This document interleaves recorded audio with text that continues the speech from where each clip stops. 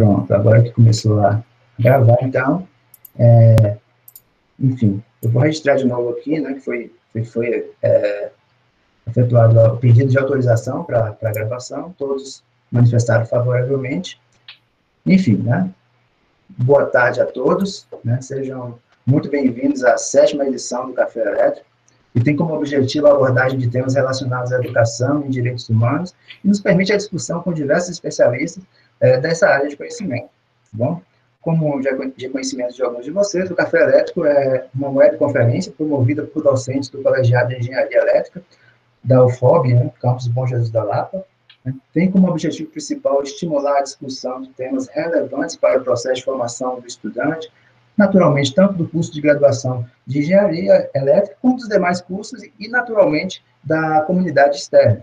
Queremos agradecer a toda a comunidade da UFOB, né, que sempre se faz presente, e também a comunidade externa, representada por instituições públicas e privadas. O registro da presença de cada um de vocês será realizado através de um link que será disponibilizado no chat. Fiquem atentos, daqui a alguns instantes esse link será disponibilizado. É importante que cada um de vocês registrem a presença, tá certo? Pedimos, finalmente, né, gentilmente, vocês mantenham os microfones de vocês desligados, né, dúvidas e contribuições deverão ser escritas no chat. Após as falas do professor palestrante, nós teremos a participação daqueles que se inscreverem para falar. Para isso, a lista será organizada pelo chat, né, conforme a solicitação de cada um de vocês, tá certo? No encontro de hoje, que o tema será Direitos Fundamentais em Tempos de Pandemia, contaremos com a ilustre participação do professor doutor Tiago Ribeiro Rafaim, que poderá, naturalmente, apresentar melhor a respeito da sua formação acadêmica. Eu tenho apenas um breve currículo dele aqui. O professor Tiago, ele é doutor em Política Social e Direitos Humanos e professor de Direito Constitucional da UFOB. Professor, quando o senhor iniciar, o senhor pode se apresentar melhor. Eu gostaria de agradecer de antemão, em meu nome, em nome do colegiado e dos demais colaboradores do Café Elétrico, por sua disponibilidade e gentileza, enfim, sabe que tem um custo, né, de tempo, de estar aqui. Muito obrigado por sua presença, e o senhor fica livre para iniciar no momento que achar melhor, tá bom? Muito obrigado. Muito boa tarde a todas e todos. Inicialmente, então, gostaria de agradecer pelo honroso convite que me foi feito pela professora Andressa para participar dessa 7ª edição do Café Elétrico, e foi uma surpresa muito feliz, não é? Participar desse evento que já vem se desenvolvendo há algum tempo, promovido pelo colegiado do curso de Engenharia Elétrica, dos colegas e das colegas do campus de Bom Jesus da Lapa. Agradecer também o nosso colega Ademário, pela receptividade, pelo diálogo prévio que tivemos aqui antes de iniciar a nossa fala. Eu não o conhecia, não conhecia o colega. Tenho um apreço muito grande pelo campus e pelos colegas do campus, os alunos e alunas, e acredito que nós temos um profícuo diálogo nessa tarde. Então, vou procurar ser o mais didático possível para que a gente possa falar sobre essa temática tão cara para nós, que é a questão dos direitos fundamentais. E o tema que eu propus é justamente tratar de direitos fundamentais em tempos de pandemia. Em tempos de pandemia da Covid-19. Né, o SARS-CoV-2 modificou substancialmente toda a nossa vida, né? Desde fevereiro de 2020, nós estamos vivendo, ou estamos sobrevivendo, de uma forma ou de outra, a essa pandemia. E tratar, portanto, de direitos fundamentais nesse contexto para não ser, sendo até um pouco catatônico aqui, repetitivo, mas é fundamental fazer esse diálogo. Então, eu gostaria de parabenizar o início já o colegiado do curso de Engenharia Elétrica pela promoção dessa mesa de discussão. Eu não vou encarar isso como uma palestra, mas como um diálogo com vocês, né, para que a gente possa, de fato, conversar sobre esse tema, sanar eventuais dúvidas e, enfim, que eu acho que isso espero que possa produzir conhecimento para todos e todas. Também, antes de iniciar minha fala, gostaria de me solidarizar a todos e a todas que, de alguma forma, foram afetados, direto ou indiretamente, né, pela pandemia, né, me refiro aqui em termos de óbitos. Hoje o Brasil, infelizmente, bateu a marca de 440, quase 445 mil óbitos. Então, quero deixar aqui a minha solidariedade a todos aqueles e aquelas que perderam seus entes queridos, seus familiares, seus amigos e amigas. É um momento muito difícil para todos e todas. Então, vamos iniciar a dialogar sobre direitos fundamentais em tempos de pandemia. Em primeiro lugar, e aí eu preciso fazer uma breve contextualização. Quando nós estamos falando de direitos fundamentais, eu estou aqui procurando, claro, a minha Constituição Federal, nós estamos falando de direitos que estão previstos na Constituição da República Federativa do Brasil. E esse é o nome do nosso país, República Federativa do Brasil. Então, a nossa Constituição Federal, ela foi promulgada no dia 5 de outubro de 1988. E ela é um documento jurídico, político, paradigmático. Não só para o direito, mas para toda a sociedade. E paradigmático por quê? Porque se nós observarmos o próprio preâmbulo da Constituição Federal, no preâmbulo consta expressamente, me permitam fazer a leitura breve do preâmbulo, o preâmbulo da Constituição Federal diz expressamente: nós, representantes do povo brasileiro, reunidos em Assembleia Nacional Constituinte, para instituir um Estado democrático, destinado a assegurar o exercício dos direitos sociais, individuais, a liberdade, a segurança, o bem-estar, o desenvolvimento, a igualdade e a justiça como valores supremos de uma sociedade fraterna, pluralista e sem preconceitos, fundada na harmonia social e comprometida na ordem interna e internacional com a solução pacífica das controvérsias, promulgamos sob a proteção de Deus a seguinte Constituição da República Federativa do Brasil. Então, paradigmático por quê? Porque nós caminhávamos aqui de uma transição acordada, é bem verdade, de um regime ditatorial civil-militar, empresarial, civil-militar, para um regime democrático. A Constituição de 1988 ela é paradigmática, portanto, nesse sentido, no sentido de nós instituirmos no Brasil, a partir dela, um Estado democrático e social de direito. E eu já vou explicar a vocês o que significa dizer que o Brasil, que a República Federativa do Brasil é um Estado democrático e social de direito. Então, ao início, eu já destaco para vocês que a Constituição brasileira, promulgada no dia 5 de outubro de 1988, certamente não é uma Constituição perfeita. É óbvio que ela não é uma Constituição perfeita, porque ela própria admite a possibilidade de reforma. A gente observar o artigo 60, por exemplo, da Constituição Federal, a gente vai verificar que é possível a gente reformar a Constituição, emendar a Constituição. Mas a questão é que a reforma ou a possibilidade de emenda não significa dizer, né, unicamente que se trata de um texto imperfeito, não. É preciso nós termos essa cláusula que possibilite a reforma, a emenda, até porque mesmo o direito, ele é fruto de uma evolução social, ele deve acompanhar a evolução da sociedade. Então, isso é importante destacar. Outra questão também fundamental para a gente destacar em relação à Constituição da República é que nela nós temos uma verdadeira inversão de papéis que nós não temos nas constituições anteriores. Nós temos algumas constituições no Brasil, tivemos algumas constituições, a primeira em 1824, a última e a vigente é de 1988, e essa Constituição Federal de 1988, ela é inovadora, e chamada, tão inovadora que é chamada de Constituição Cidadã, mas ela é inovadora principalmente no sentido de que ela traz no seu corpo um título próprio destinado a assegurar princípios fundamentais para o Estado brasileiro. Isso significa dizer, esses princípios fundamentais, aliás, eles estão logo do artigo 1º e vão até o artigo 4º da Constituição. E todo mundo pode ter acesso a ela, basta que a gente coloque no Google aí Constituição Federal e vocês têm acesso já de imediato à Constituição da República atualizada no site do Planalto. Então, do artigo 1º ao artigo 4º da Constituição Federal, a gente verifica ali, né, pela primeira vez na história do nosso constitucionalismo, um capítulo próprio destinado a assegurar, né, a mencionar quais são os princípios fundamentais da República Federativa do Brasil. Percebam que são princípios do Estado brasileiro, princípios que independem de governo, princípios que independem de ideologia político-partidária.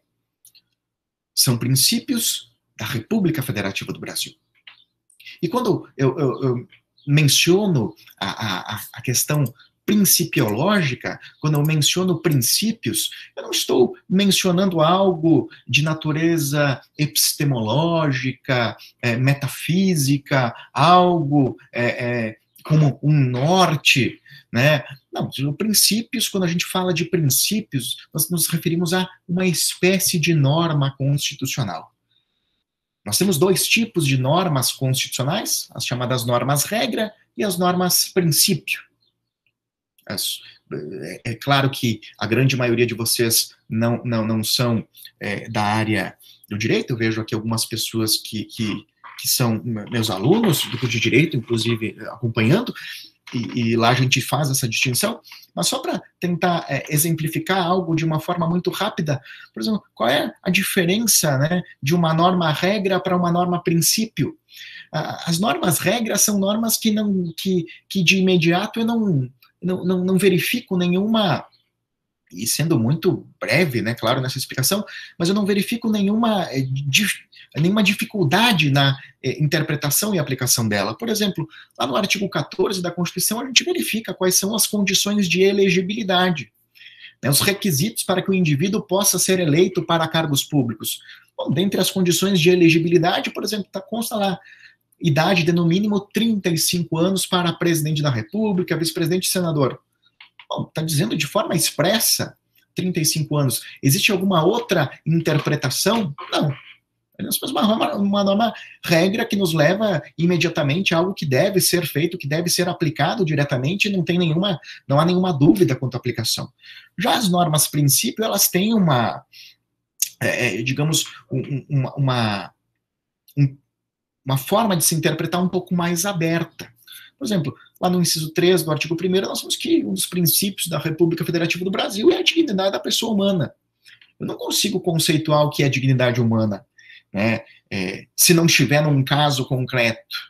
Então, percebam que há uma série de normas de natureza principiológica que tem um conceito mais amplo, e que aí vão demandar, é claro, um trabalho específico do operador ou da operadora do direito, que nós temos um ramo da ciência jurídica que é justamente a hermenêutica, a interpretação, que leva ao grande brilhantismo do direito, né? Interpretar é o grande trabalho do operador do direito.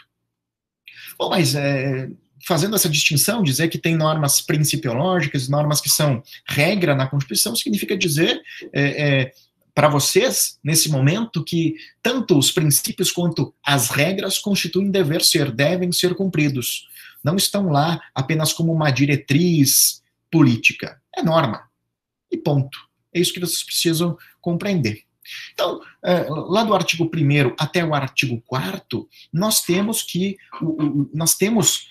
conseguimos verificar o chamado Estado Democrático e Social de Direito. Estado Democrático e Social de Direito, por quê? Ora, porque nós temos lá no artigo 1º, inciso 3, já a dignidade humana, e nós temos, portanto, ali o reconhecimento categórico de que é o Estado que existe em função da pessoa humana e não o contrário. Já que o ser humano constitui uma finalidade precípua e não meio da atividade estatal.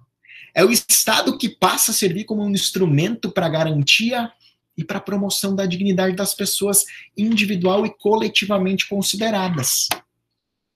Isso nós encontramos de uma obra do professor, de um dos grandes constitucionalistas brasileiros, o professor Ingo Wolfgang Saller, da Pontifícia Universidade Católica do Rio Grande do Sul, que já traz essa conceituação para nós do que encontramos lá, do artigo 1º ao artigo 4º, que traz os princípios fundamentais da República Federativa do Brasil. E aí, antes mesmo de falar, e me perdoem, porque eu falo muito, eu esqueci de mencionar isso para o Ademário ao início, esqueci de mencionar isso para a Andressa, eu falo bastante. Eu tenho um problema de falar muito, então vocês, por favor, sintam-se inteiramente à vontade, professores, para me interromper assim que for preciso, né? Porque senão eu acabo aqui me estendendo no horário, me empolgando e fico aqui falando horas a fio sem parar. Não é essa a minha intenção, a intenção é que a gente dialogue, é claro. Mas eu gostaria de chamar... Fique à vontade, professor. O que for necessário para falar o que o senhor quiser. Obrigado. Mas o que eu quero destacar para vocês, então, de início, antes de falar de direitos fundamentais, é que a República Federativa do Brasil tem objetivos fundamentais. Que o Estado brasileiro tem objetivos fundamentais. E aí é muito interessante porque todos e todas aqui, de alguma forma, podem trazer um conceito do que é um objetivo. Nós temos isso em comum aqui entre o direito e a engenharia, e me parece que em todos os ramos da ciência podemos dizer o que constituem objetivos. Porque todos aqui, em algum momento da vida, né, traçamos objetivos acadêmicos, né, profissionais. Mas percebam que o artigo 3º da Constituição da República Federativa do Brasil traz objetivos fundamentais. E aí eu vou ler textualmente aqui o caput do artigo 3º, que menciona o seguinte: constituem objetivos fundamentais da República Federativa do Brasil. É isso que diz no caput do artigo 3º. E nós temos alguns incisos na sequência. Primeiro, o que são objetivos? Objetivos são metas a serem alcançadas. Né? Quando eu traço lá em metodologia científica, por exemplo, objetivos por um projeto, eu estou traçando metas a serem atingidas. Eu vou ter, é claro, um método para chegar ao encontro daqueles objetivos. Para solucionar um problema de pesquisa, encontrar uma hipótese, enfim, isso tudo também é importante lá para a gente. Quando a gente fala aqui em objetivos fundamentais da República, não são quaisquer objetivos. São objetivos que fazem parte da estrutura fundante do Estado brasileiro, que fazem parte da estrutura fundamental do Estado brasileiro. E dito isso, eu preciso dizer algo além a vocês. Nós falamos em Constituição o tempo todo, em respeito à Constituição, necessidade de garantia da Constituição, mas é preciso que a gente pense, bom, qual é o papel que a Constituição desempenha no Estado? E quando eu falo aqui de Estado, eu estou falando de nação. A Constituição é o fundamento de validade do nosso Estado. A Constituição eu costumo dizer que a Constituição é o cérebro e a espinha dorsal do nosso ordenamento jurídico. A Constituição, né, é a norma mais importante, eu trazo o conjunto de normas mais importantes do ordenamento jurídico.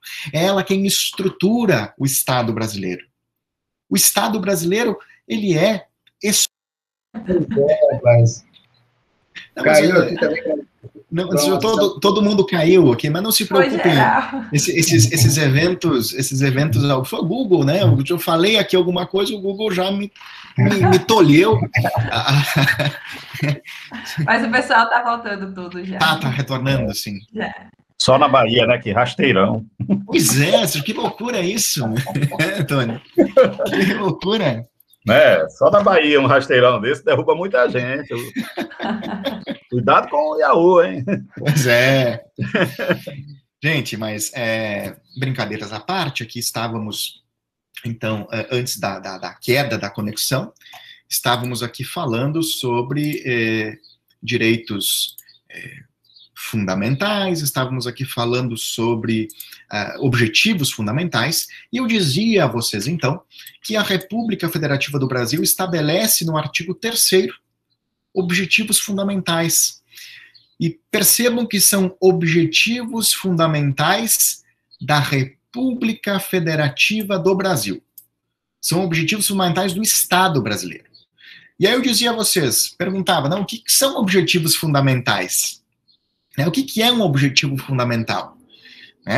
E percebam a forma como o legislador constituinte redigiu esse dispositivo. Ele coloca lá, constituem objetivos fundamentais. Quer dizer, não são quaisquer objetivos, não são quaisquer metas, não são quaisquer ideais. São objetivos, são metas fundamentais. Ou seja, são deveres,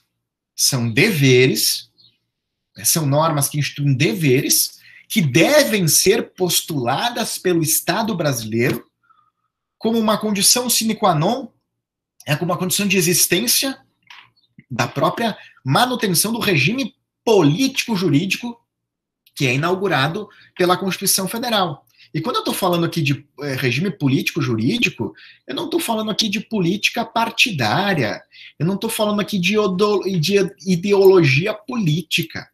Quando eu estou falando de objetivo, ou me perdoem, quando eu estou falando de regime político-jurídico inaugurado pela Constituição Federal de 1988, estou me referindo justamente ao Estado democrático e social de direito que é positivado pela nossa Constituição Federal. Constituição Federal, e por que eu digo que é um Estado democrático e social? Ora, porque se eu abrir o artigo 1º da Constituição Federal, nós verificaremos que no artigo 1º consta expressamente que a República Federativa do Brasil, formada pela união indissolúvel de estados e municípios e do Distrito Federal, constitui-se um Estado democrático de direito. Tem uma série de fundamentos, né? E dentre os fundamentos está a dignidade humana, no inciso 3, e no artigo 3º nós temos os objetivos fundamentais do Estado brasileiro. Então veja, não é só um Estado democrático, é um Estado democrático e social. Por quê? Porque quais são os objetivos fundamentais? Né? De forma expressa, os objetivos fundamentais são, no inciso 1 do 3, construir uma sociedade livre, justa e solidária, garantir o desenvolvimento regional, nacional, erradicar a pobreza e a marginalização e reduzir as desigualdades sociais e regionais, promover o bem de todos, sem preconceito de raça, origem, sexo, cor, idade e quaisquer outras formas de discriminação. Percebam que o artigo 3º, de fato, traz objetivos, metas fundamentais que devem ser alcançadas pelo Estado brasileiro, que devem ser alcançadas pela República Federativa do Brasil, independentemente de governo. Não depende de governo. Se há alguma ideologia, como diria o professor Eros Roberto Grau, há uma ideologia constitucionalmente consagrada, que é a do Estado Social de Direito. E Estado Social de Direito não se confunde com Estado socialista. Não tem nenhuma relação com Estado socialista. Nenhuma. Tanto que Estado Social de Direito, as primeiras manifestações históricas que nós temos, ocorrem no México, com a Constituição Mexicana, em 1917, e na Alemanha, com a Constituição de Weimar, em 1919. Weimar é uma cidade, não uma pessoa. Lá que nós temos o surgimento do chamado Estado Social. E por que Estado Social? E aí eu chego justamente no ponto que eu queria mencionar para vocês. Porque o Estado Social, ele pressupõe a existência de direitos fundamentais sociais. Direitos fundamentais sociais. Bom, e se nós estamos tratando aqui de direitos fundamentais num contexto de pandemia, a gente precisa conceituar o que são direitos fundamentais. Meus caros e minhas caras, direitos fundamentais são direitos inerentes à pessoa humana. Direitos fundamentais são inerentes à nossa condição humana. De uma forma analógica, eu poderia dizer que os direitos fundamentais constituem para o ser humano uma importância tal qual o oxigênio importa para o ser humano. Porque se eu suprimir o oxigênio do ser humano, esse ser humano vai perecer. Isso significa dizer que se eu suprimir, se eu violar um direito fundamental, eu estou violando a condição humana do indivíduo. Os direitos fundamentais são para todos e todas. Para todos e todas. Devem ser garantidos para todos e todos, independente da minha concepção política, ideológica, se eu gosto ou não daquela pessoa, se aquela pessoa é minha adversária política, isso não importa. Direitos fundamentais são para todos e todas. Eles são universais. Alguém poderia dizer, professor, mas e qual é a diferença, então, de direitos humanos e direitos fundamentais? Certamente eu percebi que vocês já falaram aqui em algum momento sobre direitos humanos nesse café elétrico, mas os direitos humanos, eles estão previstos em tratados, em acordos internacionais, ratificados, que vão ser ratificados pelos estados, né, pelos países soberanos, pelos estados soberanos. Já os direitos fundamentais estão estabelecidos na Constituição. Na Constituição. E a nossa Constituição Federal, ela, inclusive, ela traz um sistema aberto do que seriam direitos fundamentais. Por quê? Porque lá no artigo 1º, né, tem duas questões. No parágrafo 1º do artigo 5º, diz que as normas definidoras dos direitos e garantias fundamentais têm aplicação imediata, quer dizer que de imediato eu já posso aplicá-las, e que os direitos e garantias expressos na Constituição Federal não excluem outros decorrentes do regime dos princípios adotados pela Constituição Federal, dos tratados que a República Federativa do Brasil seja parte. Então, toda vez que um tratado de direitos humanos é ratificado pelo Estado brasileiro, ele é incorporado como um direito fundamental. Certo? Mas os direitos fundamentais, a priori, estão previstos na Constituição Federal. Alguém poderia abrir a Constituição Federal nesse momento e me dizer o seguinte, professor, nós temos na Constituição 250 normas, 250 artigos, e de fato temos 250 artigos. Nossa Constituição é uma Constituição classificada, inclusive, como analítica pela doutrina, porque ela traz muitos dispositivos. A Constituição norte-americana, por exemplo, tem 7 artigos. É muito pequena, 27 emendas. A nossa Constituição tem 250 dispositivos, tem 250 artigos, uma série de incisos, parágrafos, alíneas, e temos 109, se eu não me engano, emendas constitucionais desde 88 até agora. Então é bastante distinto o sistema americano do brasileiro. Não estou dizendo que o deles é melhor do que o nosso, não é isso. Mas o fato de nós termos 250 artigos na Constituição, temos 250 artigos, não significa que nós temos 250 normas. Eu sempre digo para os meus alunos e alunas que norma e dispositivo não se confundem. Por exemplo, o que é um dispositivo? O artigo 1º é um dispositivo, e o caput do artigo 1º diz: a República Federativa do Brasil, formada pela união indissolúvel dos estados e municípios e do Distrito Federal, constitui-se em Estado democrático de direito e tem como fundamentos, aí tem 5 incisos. O que eu li para vocês é o dispositivo. Então percebam agora que eu vou dizer quais normas que nós temos no artigo 1º. Por exemplo, perdoem que passou um carro com um som alto aqui. Percebam, temos algumas normas ali. Por exemplo, temos a primeira norma, está ali, República Federativa do Brasil. Nós temos ali o princípio republicano. Uma norma que estabelece o princípio republicano. Quer dizer, não é qualquer sistema político que tem aqui, é um sistema republicano. República Federativa do Brasil, princípio federativo. Formada pela união indissolúvel dos estados e municípios do Distrito Federal. Princípio da indissolubilidade do Estado federativo. Ou da impossibilidade de secessão. Quer dizer, eu não posso tornar a Bahia independente. Depois, constitui-se em Estado democrático de direito. Princípio democrático. Perceberam quantos princípios eu falei só pela leitura do artigo 1º? O que significa dizer? O que significa dizer para vocês que dentro de um mesmo dispositivo, quer dizer, dentro dessa mesma estrutura escrita que eu chamo de dispositivo, eu posso ter vários princípios, várias normas constitucionais, normas regra, normas princípio, ou nenhuma. Ou ainda da conjugação da interpretação de determinados dispositivos, eu posso chegar ao encontro de outras normas. Então, não necessariamente nós vamos ter normas escritas. Nós temos normas implicitamente previstas na Constituição. Nós vamos chegar ao encontro delas, né, graças ao trabalho, graças ao resultado do trabalho de um ramo do direito constitucional, que é a hermenêutica, a interpretação constitucional. Quer dizer, se nós não tivéssemos a necessidade de interpretar, de sermos hermeneutas, sequer precisaríamos ter graduação em direito, pós-graduação na área do direito, porque um software me resolveria qualquer problema e me diria qual é a norma, enfim. Não, mas o que é a interpretação?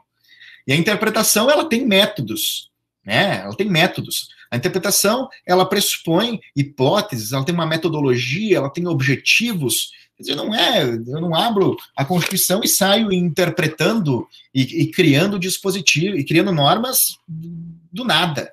Há uma série de métodos para isso, por exemplo, né? Tem uma série de autores que tratam, esse aqui, o professor Reinaldo Zipelius, são um exemplo que traz aqui métodos, né, do direito. Temos teorias, né, por exemplo, Humberto Águia, a teoria dos princípios, né, tem uma série de autores, de uma série de doutrina que fundamenta isso. Bom, mas então eu dizia para vocês que nós temos direitos fundamentais, direitos que são inerentes à nossa condição humana. E quando é que surgem os direitos fundamentais? Onde é que eles surgem na nossa história? Ora, os direitos fundamentais eles surgem lá no século XVIII, né, no final do século XVIII, sobretudo com as revoluções francesa e americana. São direitos de origem iluminista. Lembram dos iluministas, né, Montesquieu, John Locke, Rousseau? Nós temos dois processos revolucionários, chamadas revoluções liberais, no final do século XVIII, que trazem aí no seu bojo, né, que vão culminar com as primeiras constituições escritas que nós temos no mundo, que são, respectivamente, as constituições americana, que é a mesma até hoje, e a francesa, que durou pouco. Napoleão depois botou tudo abaixo, mas ali nós temos a chamada primeira geração, a primeira dimensão de direitos fundamentais, que são os chamados direitos de liberdade. Por exemplo, lá na primeira geração, primeira dimensão de direitos fundamentais, nós tínhamos chamados direitos, um exemplo, nós tínhamos um direito de liberdade religiosa, que está até hoje. A liberdade religiosa nós encontramos ainda no artigo 5º da nossa Constituição Federal. Quer dizer, a liberdade religiosa preceitua que nós temos a garantia constitucional de ter o credo que bem entendermos. E o que o Estado precisa fazer para garantir a liberdade de religião? Nada. Por isso que chamam direitos de liberdade. Porque são direitos que preconizam uma atuação absenteísta do Estado para que possam se efetivar. O direito de reunião e o direito de associação são exemplos também de direitos de liberdade. O que o Estado precisa fazer para garantir a nossa liberdade de reunião nesse momento? Nada, o Estado precisa não interferir. O que o Estado precisa fazer para garantir a minha liberdade de associação? Nada. Professor, o Estado pode fazer algo para garantir a liberdade religiosa, por exemplo? Pode, claro. O Estado, inclusive, eu penso que tem o dever de criar políticas públicas que preconizem, por exemplo, a educação e o respeito às diferenças religiões, diferentes matizes. Mas não vai interferir, o Estado não vai interferir na igreja, em igrejas, em credos. Vocês estão entendendo? Só que o que acontece é que esse Estado liberal, clássico, que surge com as revoluções norte-americana e francesa, é um Estado que se mostrou insustentável. Se mostrou insustentável porque o liberalismo clássico, que ele preconiza esse laissez-faire, né, se deixar fazer, e esse absenteísmo estatal, ele leva a processos de pauperismo social. Por quê? Porque se eu tenho um Estado absenteísta, eu preciso que tenha um mercado que venha a suprir esse papel, um mercado que se autorregula, que se autocontrola. Isso se mostrou ineficaz. Tanto que tivemos de ter o advento, o surgimento de normas e direitos sociais para, ao contrário dos direitos fundamentais de primeira dimensão que preconizavam um caráter absenteísta do Estado, precisa agora ter um caráter proativo do Estado para garantia de direitos. E que direitos sociais são esses? A saúde, a educação, a previdência, o lazer, a alimentação, a moradia, o trabalho. São direitos sociais. E eles não surgem do nada. Os direitos sociais, eles surgem num contexto de muita luta social, de muito pauperismo. Então, eu trago essa introdução, esse breve, talvez não tão breve, vocês pensem intrólito aos direitos fundamentais, justamente para que a gente possa compreender a importância de que isso existe. E também mostrei para vocês que os dispositivos, né, os dispositivos são aqueles escritos.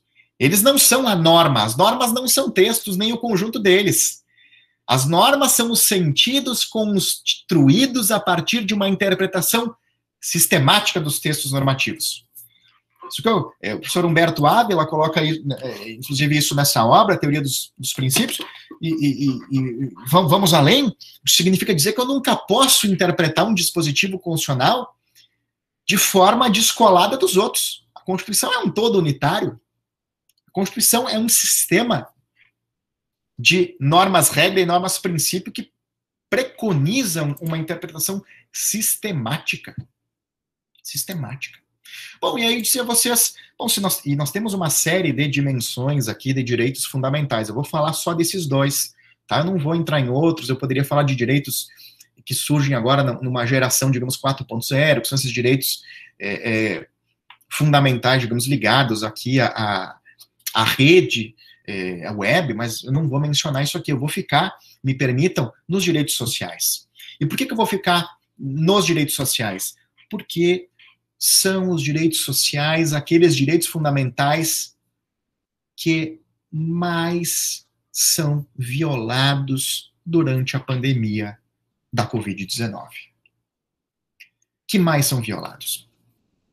Percebam, quando eu mencionei a vocês o artigo 3º, eu disse, né, para vocês que os incisos, os 4 incisos do artigo 3º trazem verbos que constituem deveres do Estado. Lembra, objetivos fundamentais da República Federativa do Brasil. Como é que eu construo uma sociedade livre, justa e solidária? Como é que eu garanto o desenvolvimento nacional? Como é que eu erradico a pobreza e a marginalização e como é que eu reduzo as desigualdades sociais e regionais? Como é que eu promovo o bem de todos sem preconceito de origem, raça, sexo, cor, idade e quaisquer outras formas de discriminação? Sabe o que? São verbos imperativos que constam expressamente no artigo 3º. Metas que devem ser alcançadas pelo Estado brasileiro. Quer dizer, ali não são standards, né? São dever ser. Dever ser. E num contexto de pandemia, essa efetividade, a efetividade dessas normas, elas ficam, sobretudo, balançadas, porque nós temos percebido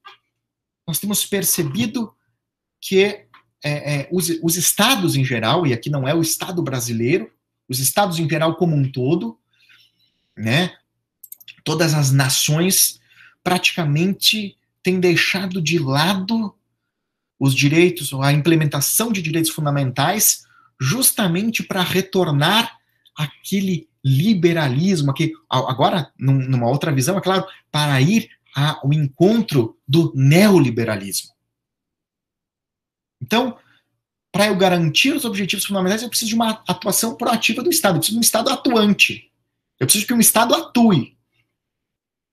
Então, se o neoliberalismo que surge agora nessa atuada, principalmente depois dos anos 1970, não é novo o neoliberalismo no mundo, mas ele, contudo, ele volta para o Brasil novamente num ritmo mais acentuado a partir de 2016, alguns vão dizer a partir de 2014, outros mais 2016, mas ele retorna isso, e aí nós temos uma série de propostas de natureza legislativa, administrativa, para esvaziar a Constituição, para transferir a incumbência do alcance desses objetivos para o mercado, para outras esferas que não, é claro, aquela esfera estatal.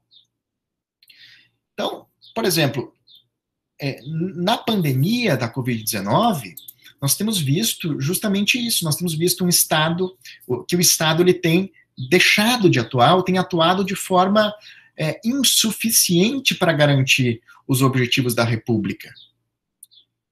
Tem atuado de forma insuficiente. tudo que nós precisamos agora, e talvez a pandemia tenha mostrado isso de forma bastante direta, né? A pandemia mostrou que o Estado ele é indispensável. A pandemia mostrou que o Estado ele é imprescindível. Me desculpem aqueles que querem discutir o Estado mínimo, mas me parece que a discussão do Estado mínimo ela não se coaduna com a pandemia. Porque nós temos que discutir, nesse momento de pandemia, o Estado necessário, o Estado imprescindível. Porque, só para fazer aqui uma alusão, por exemplo, vocês observem a crise norte-americana de 2008, quando quebraram alguns bancos. Né? Inicialmente deixaram para que o mercado resolvesse o problema, quando quebrou o primeiro banco, foram socorrendo o Estado. Somos um Estado forte. Somos de um Estado forte, de um Estado que atue na implementação de direitos. Os direitos sociais, eu vou ler para vocês, os direitos sociais estão no artigo 6º da Constituição Federal. Né? O artigo 6º traz os direitos sociais, diz o caput do artigo 6º o seguinte: são direitos sociais a educação, a saúde, a alimentação, o trabalho, a moradia, o lazer, a segurança, a previdência social, a proteção à maternidade, a infância, a assistência aos desamparados na forma dessa Constituição. Aí nós temos, depois, a Constituição traz da ordem social, da ordem econômica e as normas que tratam especificamente de direitos sociais. Por exemplo, vou abrir aqui o artigo 196 para falar do direito fundamental social à saúde. Então, direito tão caro para nós, principalmente nesse momento de pandemia. Diz o artigo 196, a saúde é direito de todos e dever do Estado. Quando a Constituição fala aqui em Estado, está falando de todos os entes federativos, União, Estados, municípios e Distrito Federal. Garantido mediante políticas sociais e econômicas que visem a redução do risco de doença e de outros agravos e ao acesso universal e igualitário às ações e serviços para sua promoção, proteção e recuperação. Então, como é que eu promovo política de saúde? Com política social e econômica. Com uma atuação proativa do Estado. E quando eu estou falando de Estado, eu me refiro a todos os entes federativos, a todas as esferas. Porque a Constituição traz competências para as esferas legislativas. Só para vocês terem ideia, a nossa Constituição, ela estabelece a chamada repartição horizontal de competências para municípios, Distrito Federal, Estados e União, o que significa dizer que o governador não manda no prefeito, que o prefeito não recebe ordem do presidente. Por quê? Porque tem campos de atuação distintos. São competências horizontais, estão no mesmo patamar. Claro que algumas competências são comuns, são concorrentes. A saúde é a competente de todos os entes. É dever de todos os entes a implementação de políticas de saúde. Eu tenho que fazer isso com política pública. Alguém poderia me dizer, professor, mas está bem. E aí tem um autor, tem dois autores, o Stephen Holmes e Kassenstein, um professor da Universidade de Harvard, ele fala que o custo dos direitos, né? Esse livro já tem traduzido para o português. Todo direito tem custo. Todo direito tem custo. E nós, comumente no Brasil, talvez até por um senso comum midiático, incorporamos ao nosso cotidiano expressões como gastos sociais. E aí, me desculpem, né, eu sei que às vezes a própria literatura do direito financeiro, orçamentário, a administração traz isso também, trata de gastos sociais, eu não consigo visualizar que isso como gasto. Para mim são investimentos sociais, investimentos que o Estado tem que fazer em educação, em saúde, em previdência. Alguns poderiam dizer, professor, mas o Estado não pode suprir tudo. Eu também acho. Mas a questão é a seguinte, nós temos, por exemplo, estudos do próprio Instituto de Política Econômica Aplicada, do IPEA, que mostram que os investimentos sociais em saúde e em educação são aqueles que têm maior retorno para os cofres públicos. se eu não me engano, posso estar enganado, não estou com o estudo aqui comigo, mas tem um estudo do IPEA que mostra que a cada R$1 que o Estado brasileiro investe em educação, retorna em torno de R$1,85 para o PIB. O direito social à educação é o que mais tem retorno para o Estado. Tem um estudo do Bolsa Família, que trata do Bolsa Família, que mostrava que a cada R$1 investido no Bolsa Família retornava R$1,75, por aí, aproximadamente, para o Produto Interno Bruto. Isso movimenta toda a cadeia produtiva. O Estado ele é necessário, ele é indispensável. Ainda mais numa economia como a brasileira, que é uma economia essencialmente baseada no consumo. Então, quando eu me refiro aqui a essa reflexão sobre direitos fundamentais em tempos de pandemia, eu quero dizer a vocês que nós precisamos refletir sobre qual é o papel do Estado nesse momento. Qual é o papel do Estado nesse momento de pandemia? O papel do Estado é justamente atuar de forma proativa. Claro, em medidas que impeçam a proliferação, a disseminação do SARS-CoV-2, em política de saúde, mas não só nisso. Precisamos também de política de assistência social. Todo mundo está vendo. Todo mundo está vendo que há reflexos na esfera econômica. Então a gente precisa discutir auxílio emergencial, a gente precisa discutir renda básica universal. A gente precisa discutir isso. Alguns poderiam dizer, professor, mas o contribuinte não aguenta mais pagar tributo. Também acho que a gente precisa de uma reforma tributária séria, comprometida com os princípios constitucionais, comprometida com o princípio constitucional, por exemplo, da capacidade contribuinte do indivíduo. Porque hoje no Brasil, infelizmente, quem mais paga imposto é quem menos tem.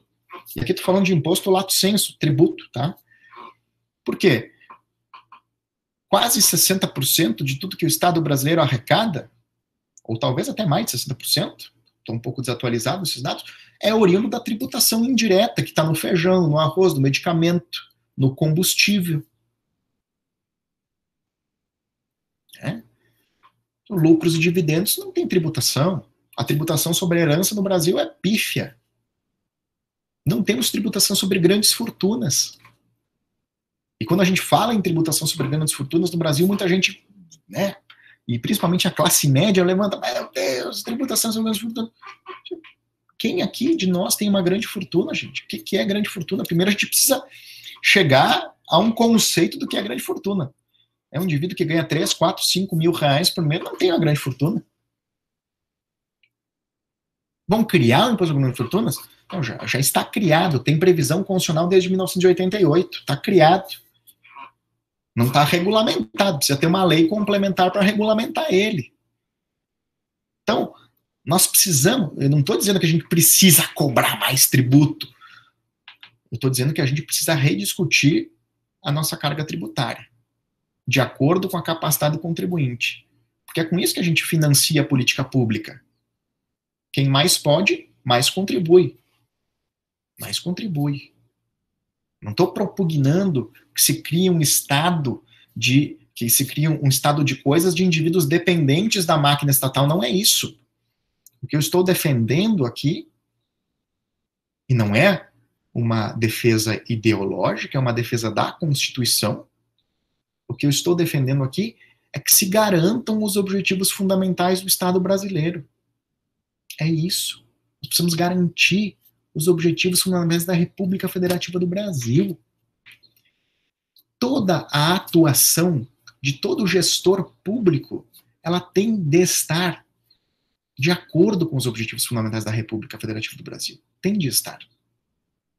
Nos últimos tempos, a gente tem visto que está cada vez mais difícil nós alcançarmos esses objetivos, sobretudo a partir de 1916. Por que, sobretudo, a partir de 1916? Desculpe, de 2016. Porque em 2016 nós tivemos no Brasil a promulgação de uma emenda constitucional, a chamada Emenda Constitucional 95, que estabelece um teto para os chamados gastos públicos primários, para as despesas públicas primárias.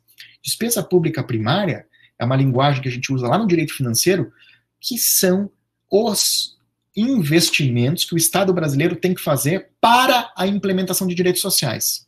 Então, essa emenda constitucional 95, ela estabeleceu um teto, ou seja, um limite, para que o Estado possa investir em saúde, educação, ciência e tecnologia, trabalho.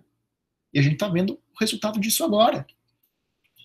Eu fiz um estudo há algum tempo, e claro que esse dado não fui eu quem trouxe, mas é um dado da Confederação Nacional dos Municípios, que mostra que em 2036, quando é o último ano de vigência da Emenda Constitucional 95, ela tem 20 anos de vigência, que em 2036, em razão desse teto, em termos numéricos, o orçamento para a saúde será exatamente o mesmo do que o do ano 2000, de 36 anos antes. Ou seja, não leva em consideração o contexto pandêmico, não leva em consideração o envelhecimento, adoecimento, o crescimento demográfico. São números. São números. Nós não podemos tratar os direitos sociais e nem o direito fundamental meramente como números. Nós estamos tratando aqui de pessoas humanas. De pessoas humanas. Existe outra pessoa que não é humana? Claro, existem as pessoas jurídicas. Existem as pessoas jurídicas. Só que, abrindo um parênteses, eu também penso que as pessoas jurídicas, sobretudo as pequenas e microempresas, precisam de um auxílio do Estado para que possam sobreviver nesses tempos de pandemia. Isso é importante. Isso é importante. Ninguém faz. Ninguém pode cogitar um fechamento total de tudo sem algum tipo de auxílio, porque senão as pessoas de fato não conseguem comer. Então, percebam que as discussões são muito profundas. São muito profundas. Alguns podem dizer, mas professor, a gente resolve essa questão dos objetivos porque basta a gente modificar a Constituição e suprimir eles. Pois não dá. Não pode. Não pode por quê? Porque nós temos uma norma, princípio implícita na Constituição, que é a vedação ao retrocesso. Eu só poderia cogitar a supressão do artigo 3º se eu alcançasse aqueles objetivos. Ou poderia modificar o artigo 3º para ampliar os objetivos, mas não para restringir. Eu tenho um princípio fundamental que é a vedação ao retrocesso. Não posso retroagir. Não posso retroagir. Isso não está só na Constituição da República, implicitamente, em tratados internacionais, isso também consta, como no tratado, na carta, no Pacto São José da Costa Rica, a Convenção Americana de Direitos Humanos. Então, na verdade, o que eu trago aqui são várias questões para a gente discutir, e a questão é nós dialogarmos. Eu não estou aqui para dar aula, mas eu estou aqui para trazer indagações, né? E me perdoem se eu fui muito prolixo, se eu me estendi, mas eu quero ouvir vocês, quero conversar com vocês, porque eu tenho muita preocupação com a garantia com a estabilidade da Constituição. Porque, sobretudo nos últimos tempos, as medidas que têm sido adotadas são medidas que vão de encontro à Constituição. Percebam que a solução para os problemas perpassam sempre por mudança na Constituição. Bom, tem a reforma trabalhista, tem a reforma previdenciária, tem o teto dos gastos, tem a reforma disso, a reforma daquilo, sempre com um pano de fundo de que não, agora com essa reforma, agora vai resolver. Não, mas agora com essa vai resolver. Não, mas agora com aquela... E nada resolve.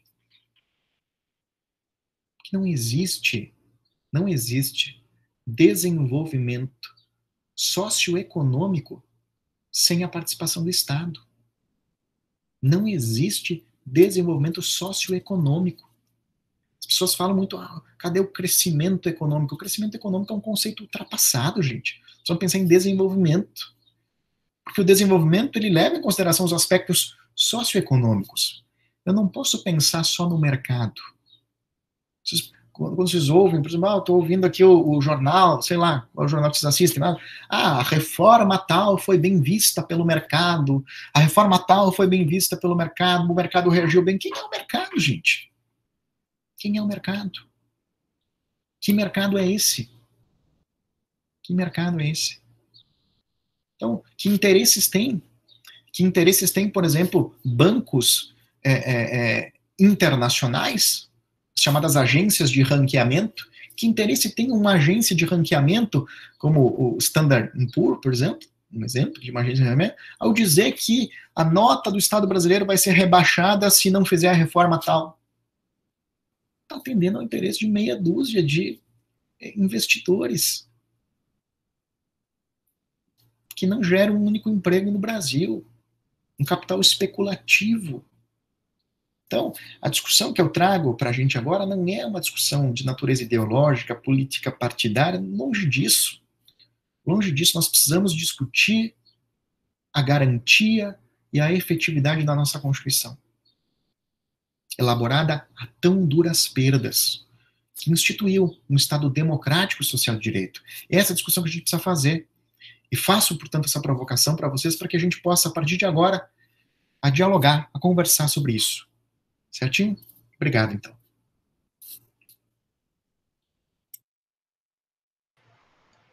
Professor Tiago, muito obrigado pela apresentação. A aula, na verdade, apesar de o senhor ter falado que não seria uma aula, é uma aula para todos nós. Sobretudo, eu falo em nome pessoal, né, porque eu não sou da área do direito, a gente pouco conhece, na verdade, a respeito até mesmo desses nossos direitos fundamentais. A gente sabe muito, mas é muito superficial. E, enfim, ter a oportunidade de poder conversar com um especialista, para a gente é uma grande oportunidade. Pessoal,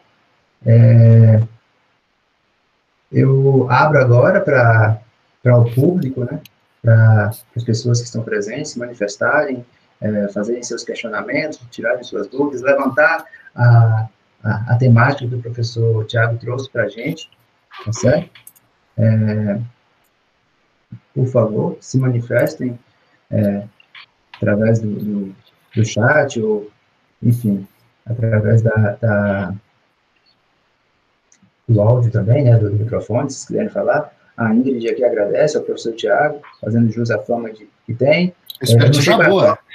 Exatamente, eu não sei qual é a forma que o professor Tiago tem, mas a Ingrid pode explicar melhor, então, essa questão aí, né?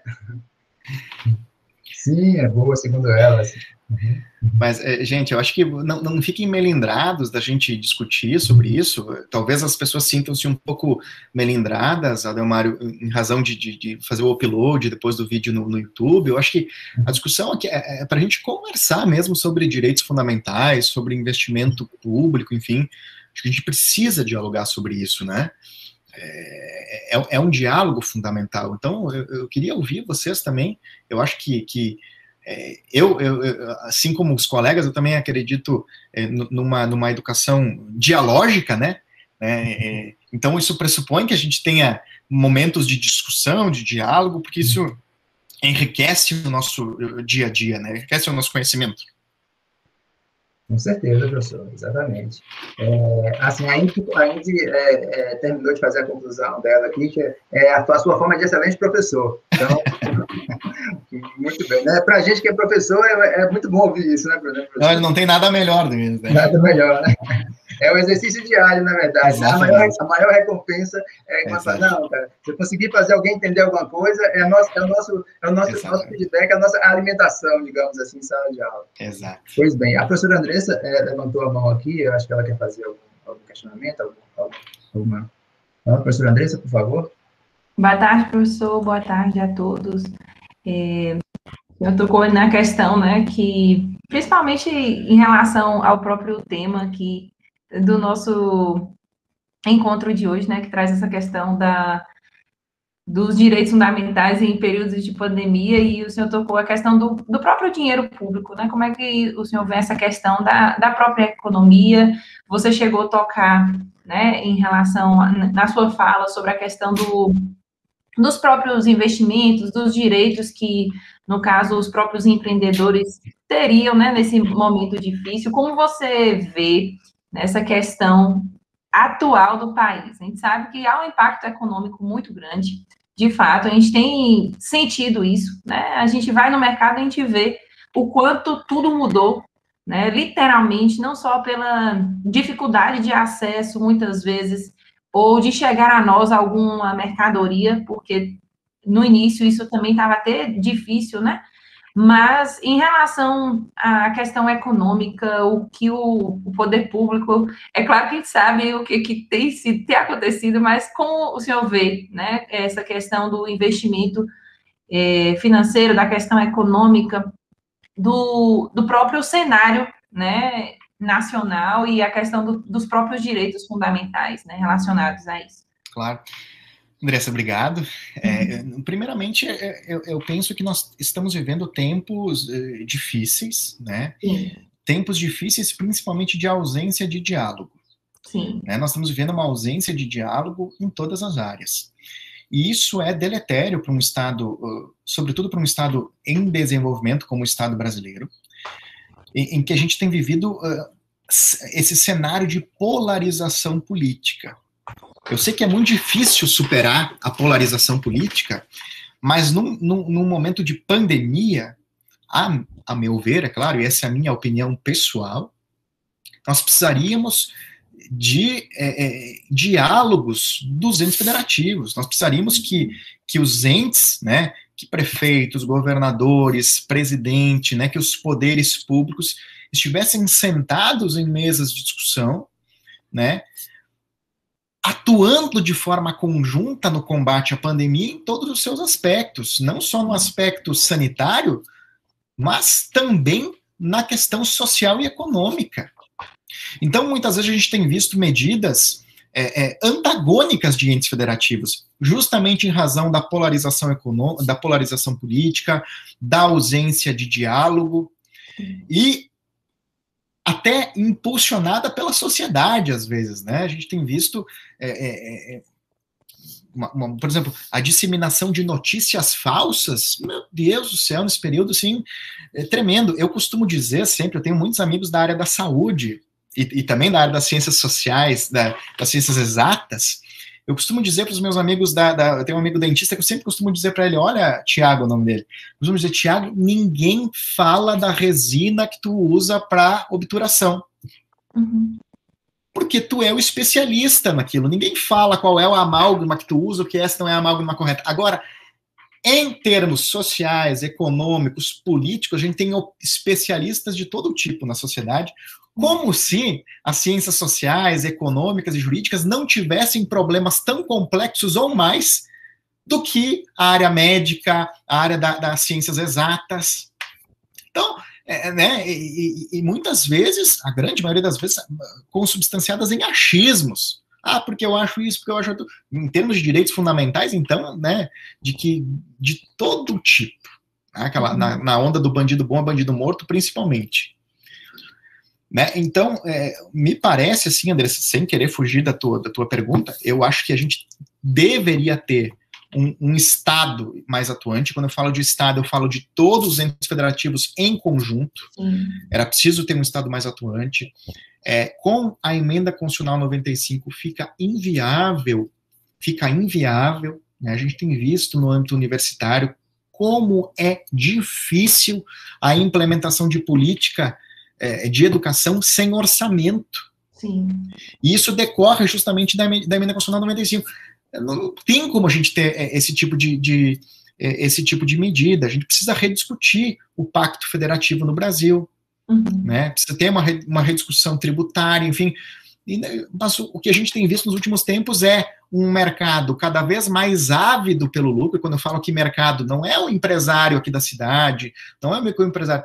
Fala o mercado aqui, aquele ente despersonalizado, né, que está lá na bolsa, que é um fundo de investimento que não tem um emprego gerado no Brasil. Esse é o mercado, né? Cada vez mais ávido para o lucro, que está aí impulsionando cada vez mais reformas que suprimem direitos.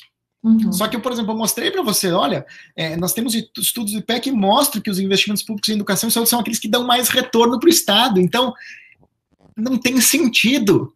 Quer dizer que no limite eu vou tornar o próprio Estado inviável para esse mercado também. Sim. Né?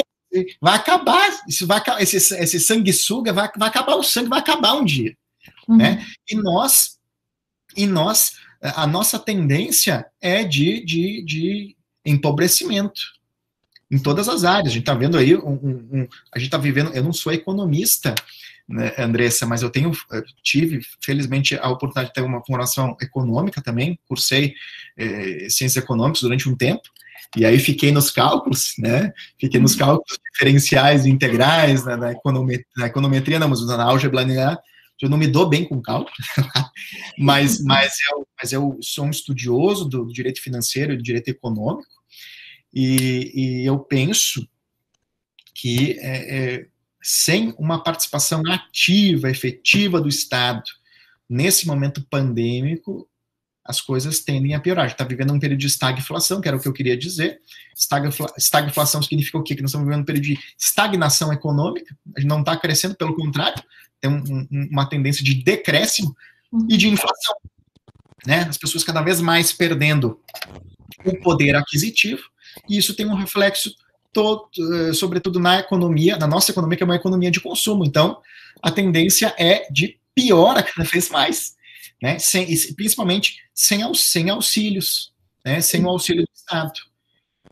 Acho que, não sei se era isso que tu queria... Sim, sim. Né?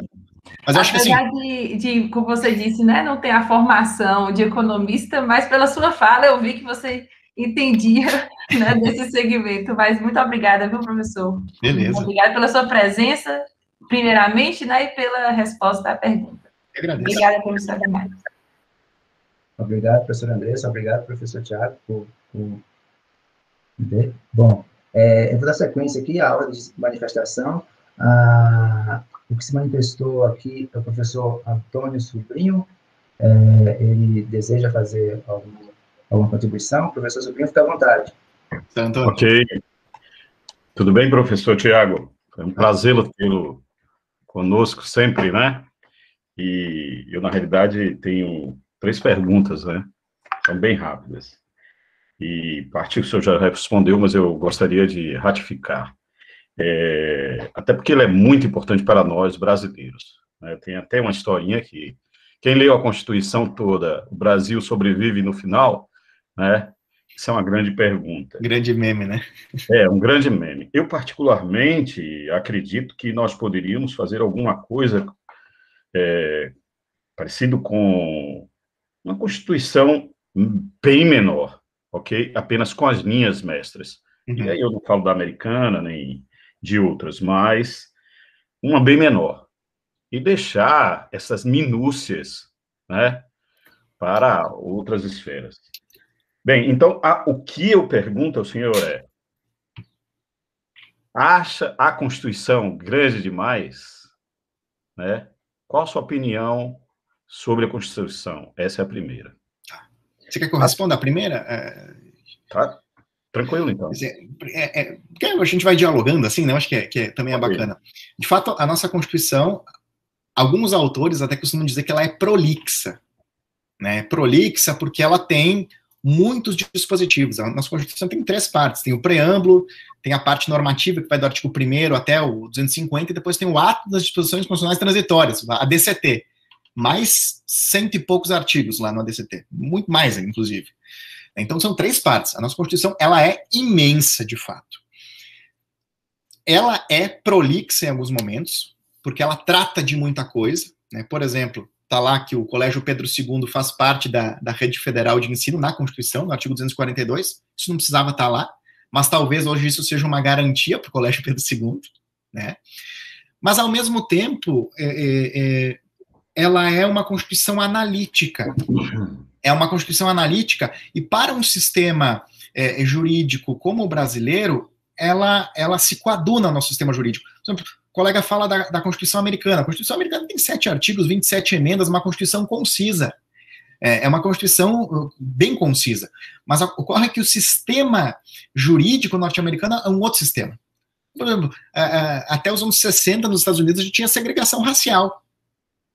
Negros e brancos não frequentavam o mesmo ambiente. Um absurdo. Né? Mas a Constituição é a mesma. O que mudou dos anos 60 até 2021? Mudou a interpretação, justamente que a Suprema Corte confere às normas do direito constitucional norte-americano. Então, lá é um sistema de common law, em que os precedentes judiciais têm uma influência muito grande, né, em que há um respeito, pelo menos havia, né, muito grande aos precedentes judiciais, às decisões e aos costumes judiciais, às tradições, há um respeito muito grande, o que não há no Brasil ainda. A nossa história constitucional, professor Antônio, ela é muito conturbada. Nós vivemos menos períodos de estabilidade constitucional do que de instabilidade.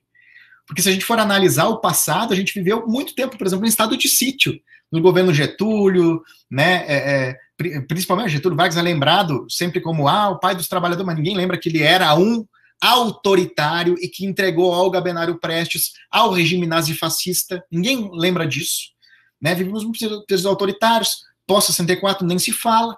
Então, essa nossa Constituição, ela serve a um propósito, né? Eu não penso que a gente precise, nesse momento, alterar a Constituição, né? Sobretudo para ter uma Constituição menor, porque eu penso que nós ainda não temos o Estado brasileiro, e aqui me refiro a todos nós, o Estado brasileiro ainda não tem a maturidade suficiente para isso. Como tem os Estados Unidos, que é um outro sistema totalmente distinto. Os Estados Unidos não tem SUS, não tem, né, não tem, em que pese eles já tenham vacinado quase toda a população, não tem um sistema único de saúde, é tudo privado, né? É o país mais desigual dentro da OCDE, tem muita pobreza, que a gente vive naquela perspectiva do American Way of Life, né, e não se dá conta de dados sociais, muitas vezes. Mas, enfim, eu concordo que a nossa Constituição ela é analítica, prolixa, mas eu penso que ela é necessária principalmente para o período em que a gente vinha de transição. Se a gente for analisar, por exemplo, a forma como se deu a redação da nossa Constituição, foi uma forma acordada, mas em alguns momentos bastante intensa, com participação popular, né? Porque nós vimos de um período de transição, de eleições que foram indiretas, né? Tancredo e Sarney eleitos indiretamente, aquele movimento das diretas já. Então, assim, tem muita coisa aqui dentro da Constituição que reflete aquele momento ainda e que não foi posto em prática. Infelizmente, em que pese a nossa Constituição, ela tem a força normativa, como diz o professor Konrad Hess, ela tem força normativa, ela é norma e deve ser aplicada. Infelizmente, ao longo desses 33 anos que ela está completando, nós temos muitas normas ainda ineficazes, que não conseguem produzir eficácia social por ausência justamente da atuação legislativa infraconstitucional. Então, às vezes, a gente deixar, talvez, para deixar só as diretrizes aqui e deixar para entes, ou para o legislativo, ou para o executivo, vamos ter problemas, e aí vamos cair ainda na politização no judiciário, que é o que o judiciário tem feito ultimamente, né? Tem trabalhado, né, o judiciário tem atuado, sobretudo, nessa, digamos assim, judicialização das políticas públicas, porque é instado, é provocado para isso, é claro. Não sei se era mais ou menos nessa atuada aí. Não, a tua resposta resposta, não é isso, né? Foi bem explicativa. Bem, a segunda, e aí eu peço desculpas à grande amiga professora Cristina, né, em delongar as minhas perguntas, né, é a seguinte, e me perdoe a ignorância, tá bom, já que eu venho de outra área e estágio há pouco tempo, por assim dizer, desde 2014. Então, em relação a outras entidades, né, administrativas, seja Estado, seja empresas públicas, empresas mistas, grandes grupos, empresas pessoais, que eu já trabalhei em mais ou menos uns 30 anos, e grandes grupos bancários também, e industriais, eu via sempre procedimentos e manuais, ok? Que esses procedimentos e manuais dão não só uma certa distância para a lei, como, ok, para que a empresa haja de acordo, evitando, assim, aquela atuação em cima da linha divisória, que é muito prejudicial. Quem anda nessa linha são geralmente as polícias, não é isso? O Poder Judiciário, que anda bem, o Poder Judiciário ainda mais, porque ele anda imbuído naquela a chamada vala, né? em que muitas coisas são escavadas e definidas ali como para frente. E, dito isso, eu vejo que a universidade, né, apesar do regimento, né, do PDI, de toda... em termos de situações relativas aos servidores, cada universidade deveria ter como um determinado procedimento, de forma como uma empresa, às vezes até privada, manter essa distância apenas um pouco de toda a legislação, porque espero que eu esteja expressando corretamente, porque isso leva a muitas interpretações dentro da própria universidade. E você já deve ter visto mesmo, inclusive eu fiz recentemente uma solicitação em que fiquei, assim, surpreso, né? Porque tive que explicar tudo que para mim era claro como água, né?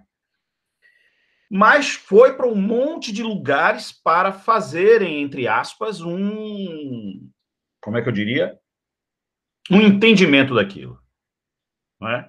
Então, a minha pergunta é isso, de tudo isso, na tua visão, a universidade tem que ter, sim, essa tão próxima e, ao mesmo tempo, oscilante percepção em cima da lei, ou deveria manter, como algumas empresas mantêm, um determinado procedimento ou regras, até para que ela possa se proteger, né? Pois eu não vejo isso na universidade. Então, essa é a minha pergunta.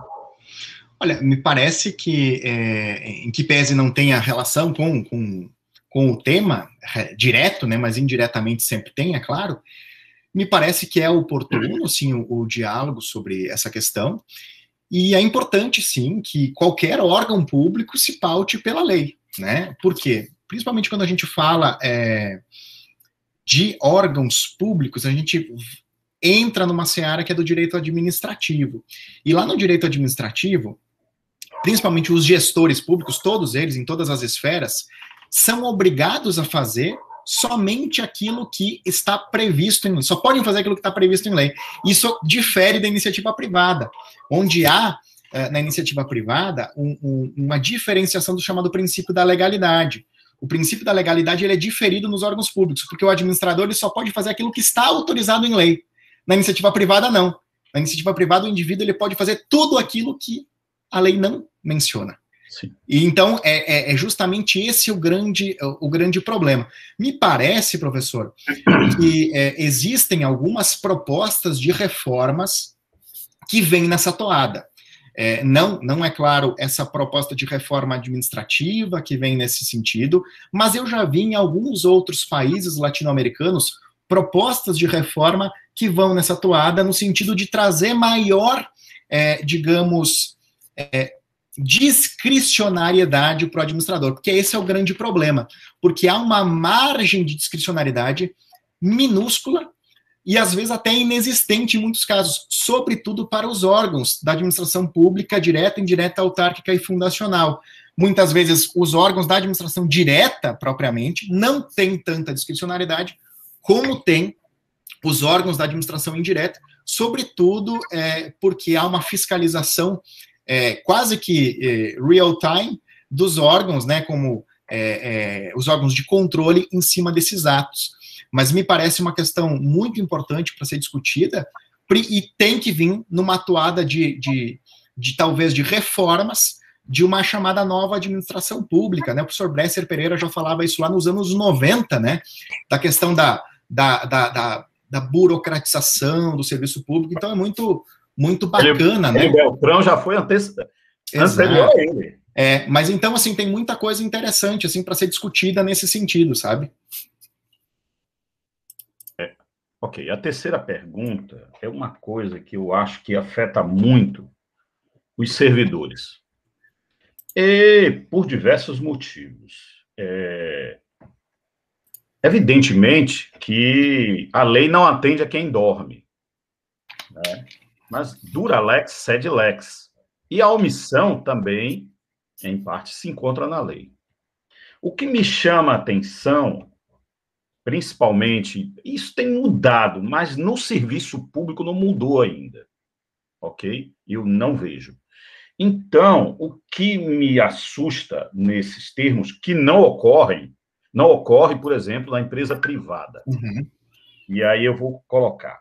Bem, se algum chefe, por algum motivo, faz alguma coisa, né, que não esteja de acordo numa empresa privada, ao sair ou não, eu posso entrar com uma ação contra ele e conseguir o meu direito, ainda muitas vezes até dentro de empresas, né, como Petrobras ou outras empresas mistas, certo?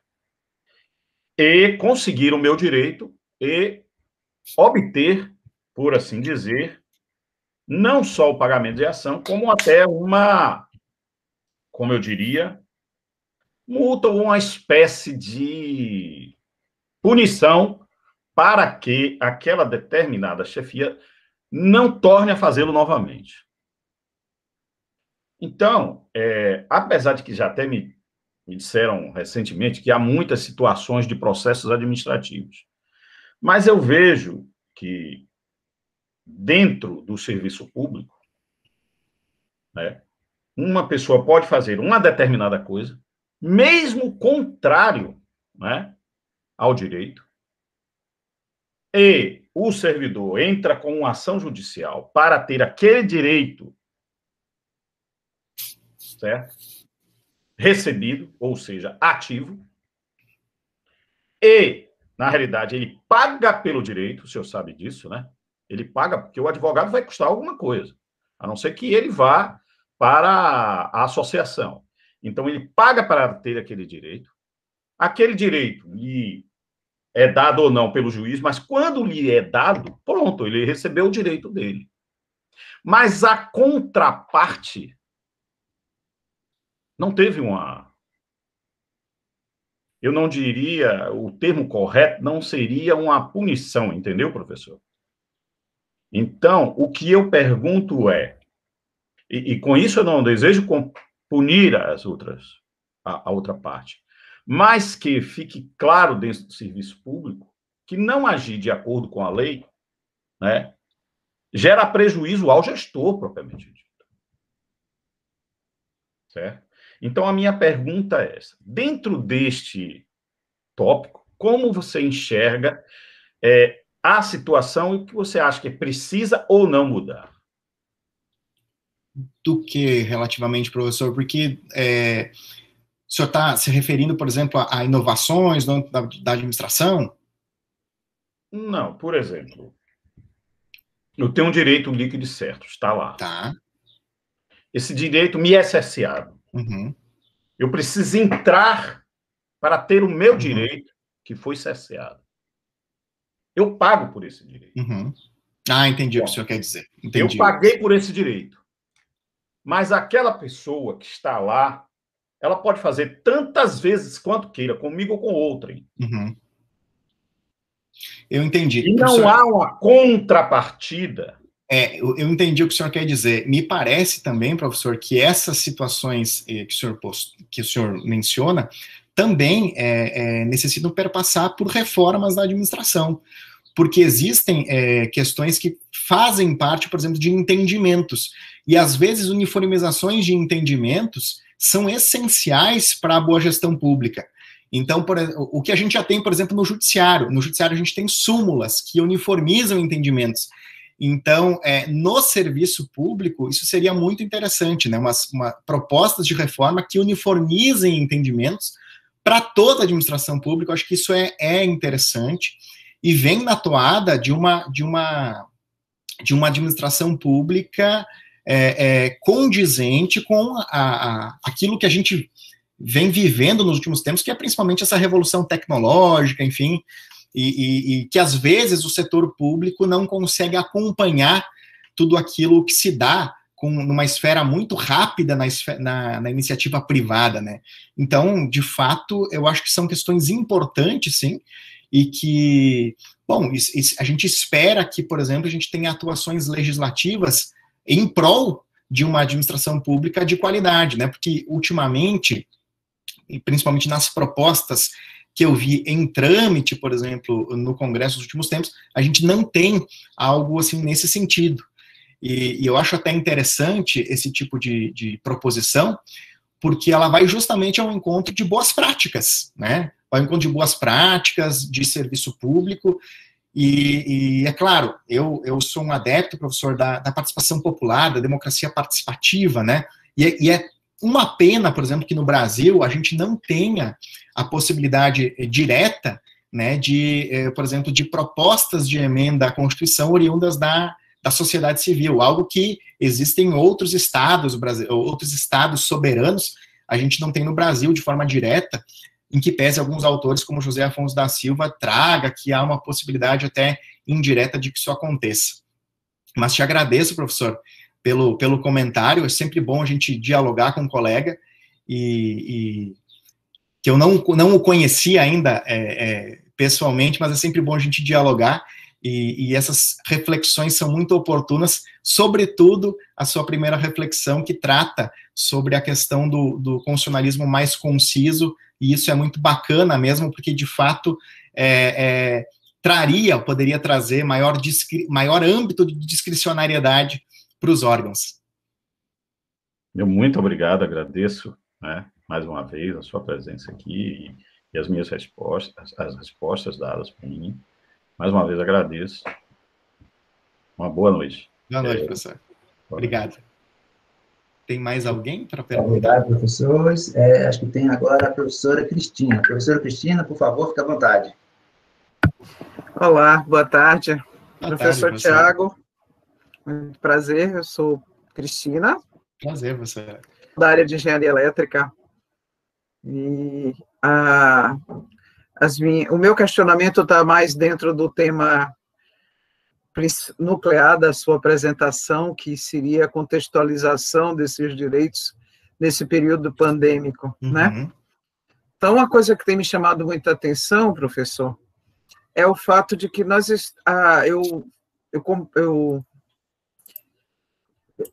estou bastante alinhada com a sua forma de apresentar as coisas, me foi muito agradável ao ouvido a sua manifestação acerca do desgoverno e da falta de... Nós temos um excesso de leis e muito pouco direito, né? Eu vejo o Estado empobrecido, eu vejo o povo empobrecido, e não é uma pobreza financeira apenas, é um desgaste, é uma perda moral, é uma perda... Eu fico vendo, por exemplo, eu costumava dizer assim, que eu sou de uma geração que o juiz de direito era aquele velhinho que tinha uma vida ilibada, uma carreira estruturada em cima de exemplos, que podia ser investigado e que estava sempre acima de qualquer suspeita, né? E o que você vê hoje é todo um descrédito da lei, um descrédito do próprio direito, Exato. E nunca se teve tão pouco direito, né? E me chamou a atenção uma situação recente com relação à pandemia, que eu vou até compartilhar aqui, porque eu acho que a gente eu chamo isso de um período de trevas, né? Um desgoverno, um desrespeito, um desconhecimento dos fatos. É como se tivesse havido um apagão no país como um todo, e mais significativamente no país do que em outros cantos. Mas o exemplo que eu queria lhe dar, uma pessoa que trabalhou para uma parente minha por 23 anos contribuiu para o INSS nesses 23 anos. 2 anos atrás, por questão de óbito dessa pessoa, a funcionária ficou desempregada e teve seus direitos pagos normalmente. Começou a trabalhar freelancer, como autônoma, quem está se virando não tem dinheiro, né, para estar pagando INSS, é assim. Ou seja, ela sofreu um acidente, ela caiu de uma escada e teve uma fratura, e por várias questões, inclusive por conta da pandemia, a boa parte dessas pessoas que prestavam serviços de cuidador ou coisa assim, ficaram desempregadas. Então, ela está há quase 2 anos, né, sem trabalho regular, e nos últimos 6 meses, acometida de uma fibromialgia, foi sugerida a ela aposentadoria por invalidez, porque ela não tem condição de trabalhar. O INSS recusou a aposentadoria, que, de acordo com o direito, né, previdenciário, se você interrompe as contribuições por 2 anos, você perde o direito. E aí eu fico pensando assim, o trabalhador, a pessoa que efetivamente sustenta esse país nas costas, que não consegue, que não tem grandes fortunas, que tem uma educação precária, que depende de uma estrutura social que funcione, ela é lesada em toda a linha. Porque se você contribui 23 anos para um fundo, das duas, uma, ou você teria como negociar, ainda mais por conta da pandemia. Exatamente. Né, que é uma situação de excepcionalidade. Exatamente. Então, é um desrespeito ao ser humano, quer dizer, a pessoa humana não vale nada, porque é um desrespeito a uma pessoa que era séria, trabalhadora. Então, você está vivendo um estado tal, professor, que o direito está desacreditado em toda a linha. As pessoas que tinham que dar o exemplo são os piores exemplos. As grandes fortunas desse país está na mão de uma... Eu não vou nem usar a palavra que eu costumo usar, porque né, isso está gravando e eu sou uma senhora, não posso estar dizendo certas coisas. Mas, assim, você vê uma situação de... Isso é cruel, isso é roubo, isso é crime. A palavra genocídio está na moda, e há muito tempo. Agora só está um pouco... Está pior, muito pior. Né? Quando você vê o desgoverno, a falta de temência a um Deus e a leis, como a gente tem vivido, né? Aí a minha pergunta para o senhor vem dessa colocação toda. Onde que nós, cidadãos comuns, que temos uma visão, digamos, mais humanitária dessas questões, que somos mais empáticos, porque estamos aí no dia a dia do serviço público, porque somos, já que o senhor também é professor de uma universidade federal, somos os representantes do serviço público executivo, que eu costumo classificar de executados. Nós não somos os marajás, né? Ainda mais por sermos MEC. Né? Até o nosso ticket de refeição vale menos do que o do pessoal que trabalha em obra hoje em dia. Então, essa questão toda faz com que a gente saiba o compromisso e a responsabilidade que nós temos.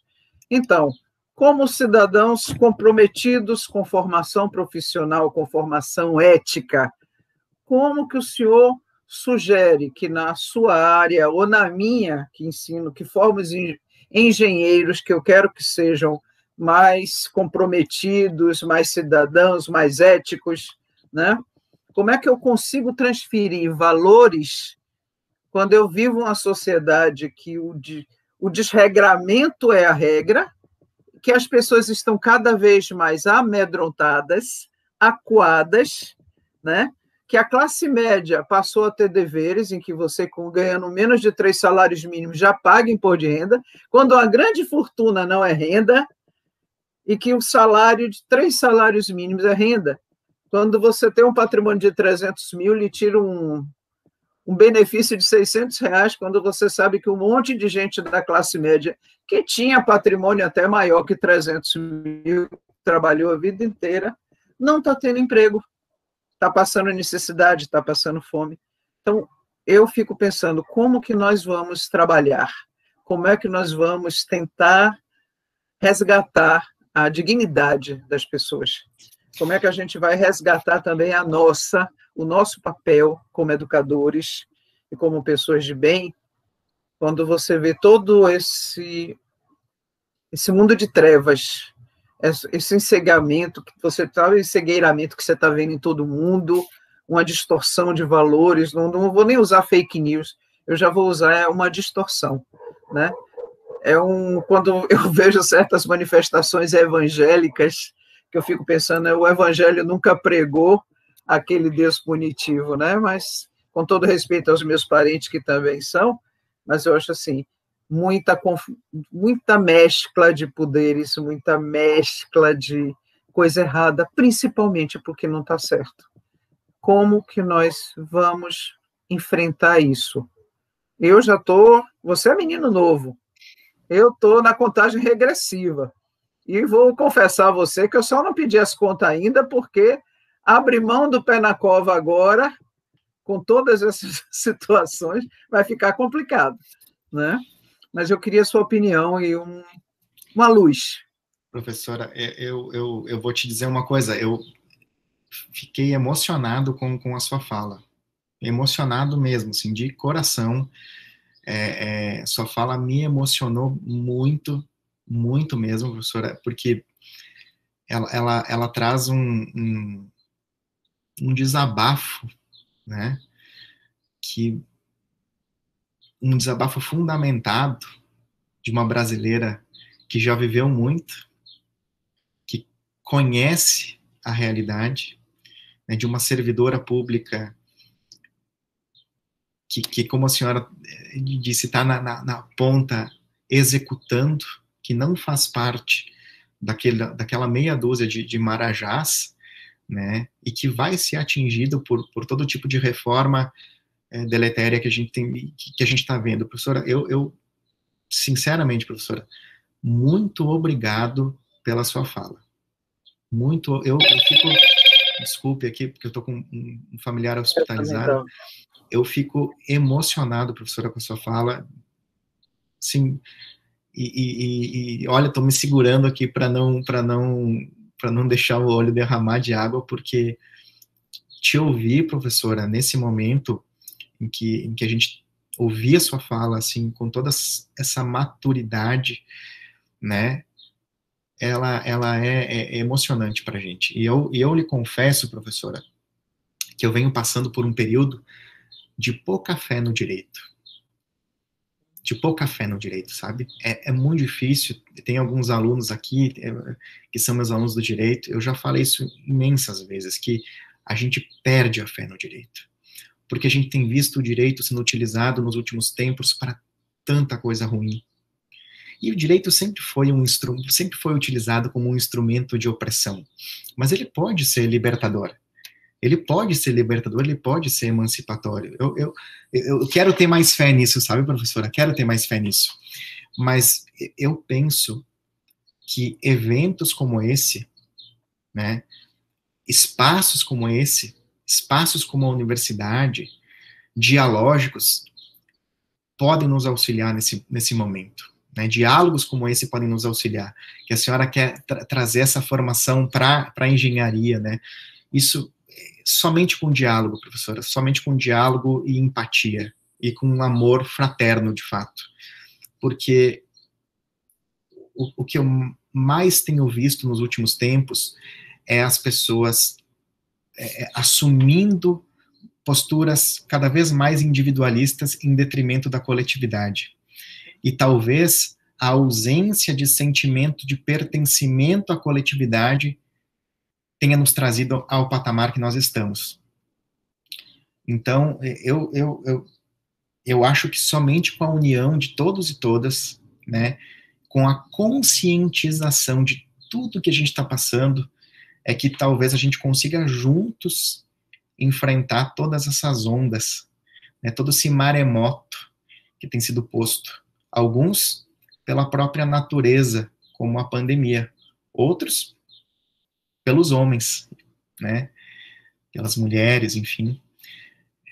Então, assim, professora, eu não sei nem o que lhe dizer, mas eu acho que só com empatia, com sentimento de pertencimento, com diálogo, né, muito diálogo, esse é um trabalho de formiguinha, né, e ouvir a senhora, professora, deixou a minha sexta-feira, assim, mais leve, sabe, professora? Eu saio daqui hoje, depois desse diálogo fraterno e empático com você, saio depois da sua fala renovado.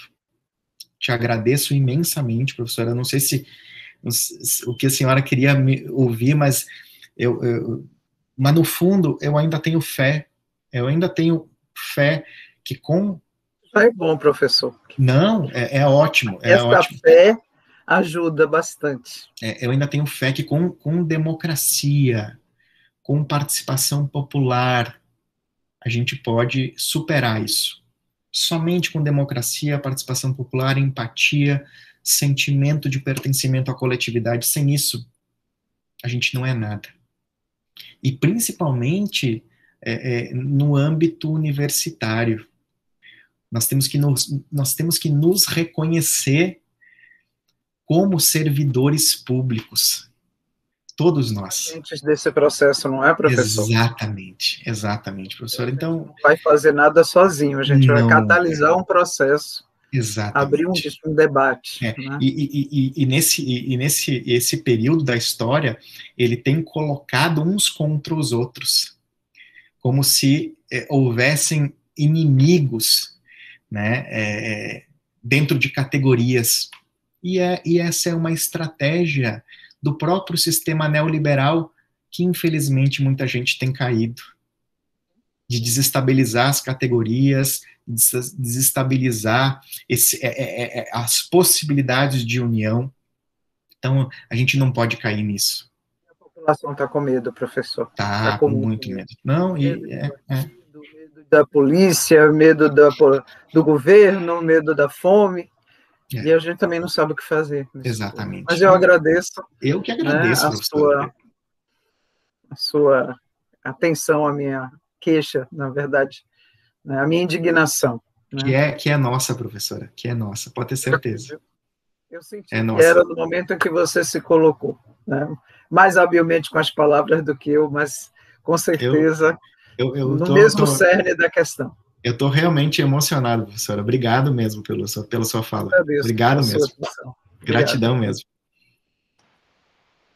Obrigada, meninos. Muito obrigado pela participação, professora Cristina. É um momento importante, né? Essa discussão, essa reflexão. Ouvir uma pessoa mais madura, que já viveu muito da vida, e traz para a gente essa perspectiva, né? Assim, eu sou muito jovem também, e assim, já olho meio sem esperança para as coisas, quando a gente escuta uma pessoa, fala assim, eu partilho também dessa falta de esperança, mas, na verdade, é falta de fé, mas talvez um pouco de esperança, acho que é alguma coisa dessa natureza, enfim. O tema é muito, muito rico, muito importante, mas nós temos um horário meio restrito aqui. Eu vou abrir aqui para a nossa última pergunta, a Ingrid. Ingrid, por favor, pode se manifestar.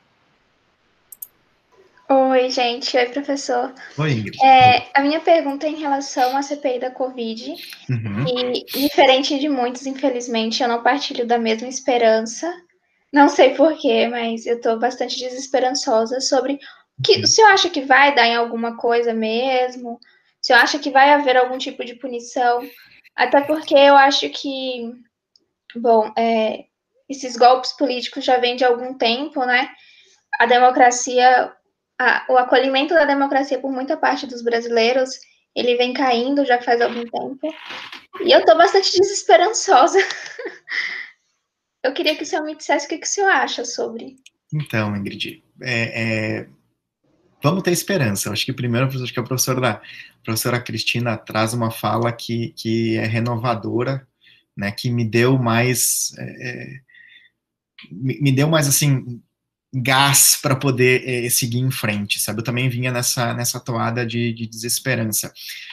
Tem uma questão, Ingrid, em relação a comissões parlamentares de inquérito. Elas não são punitivas, tá? As CPIs, elas têm natureza investigativa, então a CPI, ela não pune ninguém. No máximo, as comissões parlamentares de inquérito, elas vão levantar fatos, reunir indícios e fundamentos e remeter isso ao Ministério Público, por exemplo, aos órgãos competentes. Então, essa CPI Covid mesmo, ela tem o condão de apurar eventuais ações ou omissões dos órgãos e dos entes federativos em relação às ações relacionadas à pandemia. Então, a gente vai ter que aguardar, infelizmente, o desfecho, né, dessa comissão. Esperamos, é claro, que não acabe em pizza, né? Muitas vezes a gente sabe que esse termo de acabar em pizza acabou ficando cunhado, politicamente falando, mas a gente espera que as responsabilidades sejam apuradas com isenção, né, que é o que a gente precisa, e mais do que isso, né, eu acho que mais do que apurar, a gente precisa também apurar, é claro, mas nós precisamos de política pública para a nossa sociedade, né? A gente precisa de vacinação, a gente precisa de auxílio emergencial para poder sobreviver a esse período que a gente está passando. Então, Ingrid, eu queria te dizer o seguinte, vamos ter esperança e vamos seguir juntos e juntas, enquanto aqui universidade, enquanto pessoas que objetivam um mundo melhor. E não é assim, acho que sonhar é preciso, sabe? Eu tinha um professor que me dizia lá no passado, sonhar é preciso. Sonhar é preciso. E, como diz assim o professor Boaventura de Souza Santos, o professor Pedro Demo fala a mesma coisa, se a globalização é inevitável, então vamos globalizar também a esperança. Que a esperança também seja inevitável. Vamos globalizar a esperança de que um mundo melhor é possível, mas é claro que a gente não fique só pensando que é possível, mas que a gente tenha uma atuação proativa nesse sentido, de buscar fazer valer a Constituição, os nossos direitos, de dialogar com as pessoas sobre os direitos que elas têm, porque cada vez mais as pessoas têm menos noção dos direitos que possuem, dos deveres também, é claro, e dos deveres do Estado, da atuação do Estado. Acho que diálogos como esse são fundamentais para a gente seguir lutando em prol de uma sociedade mais equânime, igualitária, menos desigual, né, com mais justiça social. A gente precisa cada vez mais disso. Então, infelizmente, eu não posso te dar uma resposta conclusiva em relação à CPI, claro, porque a gente tem de aguardar, e todos certamente estão aguardando ansiosamente quais serão os desfechos, né, do relatório final, das oitivas, enfim, a gente precisa acompanhar isso de perto.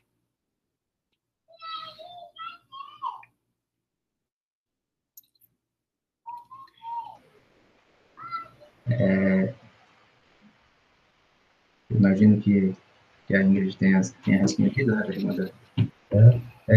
Obrigado, Ingrid, por sua participação. Pessoal, eu gostaria de agradecer a participação de todos aqui. Um agradecimento especial ao professor Tiago por ceder o tempo dele para essa experiência agradável para a gente, agora à tarde aqui, sobretudo para a gente, assim, que é fora não é da área de direito, é realmente um momento de muito aprendizado. É um tema extremamente relevante. Obrigado também à professora Cristina pela participação, a todos que participaram, especialmente a professora Cristina, não a conhecia, eu conhecia apenas de nome, deu para ouvir nos poucos minutos que ela se pronunciou aí, que trata de uma pessoa muito, muito querida, justificada, inclusive, pelos colegas que a conhecem, falam muito bem dela. Muito obrigado pela participação. Grandes parceiros, vocês são grandes parceiros, né? Se precisar diminuir, bastou as ordens. Quando eu posso, estou sempre presente. Eu que agradeço a oportunidade. Muito obrigado, professor. Obrigado também à professora Andressa pela parceria aí, né, no café, e os demais colegas. E, de novo, reafirmo aí, professor Tiago, muito obrigado. Foi um prazer enorme conhecê-lo, a gente não conhecia, a gente começou a conversar um pouquinho antes aqui da apresentação.